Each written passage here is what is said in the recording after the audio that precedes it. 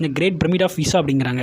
ஏன்னா அதாவது நெஃப்ரு அப்படிங்கிற ஒரு மன்னன் தான் கட்டினார். அந்த காலத்தில் எகிப்தியர்கள்லாம் என்ன பண்ணாங்கன்னா யாரோ ஒருத்தங்க இப்போ சாதாரணமாக ஏழை மக்கள் ஒருத்தங்க இறந்தாங்கன்னா வாழ்ந்துட்டு இருக்கும்போது என்னென்ன பொருட்கள்லாம் யூஸ் பண்ணியிருப்பாங்களோ அது எல்லாத்தையும் எடுத்து தாலின்னு சொல்லுவாங்க. அந்த தாலி மாதிரி ஒரு இதில் போட்டு புதைச்சிடுவாங்க. அவங்க என்ன நினச்சாங்கன்னா இறப்புக்கு பின்னாலேயும் ஒரு வாழ்க்கை இருக்குது அப்படின்னு நினச்சாங்க. ஸோ அதை பேஸ் பண்ணி என்ன பண்ணாங்கன்னா இதை புதைச்சாங்க. புதைச்சதுக்கப்புறம் என்ன பண்ணாங்கன்னா ஒரு நாளடைவில் அதில் இருக்க பணக்காரங்க இருக்கிறாங்க. பணக்காரங்க என்னென்ன பொருட்கள்லாம் யூஸ் பண்ணியிருப்பாங்க. ஸோ தங்கம், வெள்ளி, வைடூரியம் யூஸ் பண்ணியிருப்பாங்க. ஸோ அந்த பொருட்கள்லாம் எடுத்து அவங்க புதைக்கும் போது ஓரளவு குழி தோண்டி புதைச்சிருக்காங்க.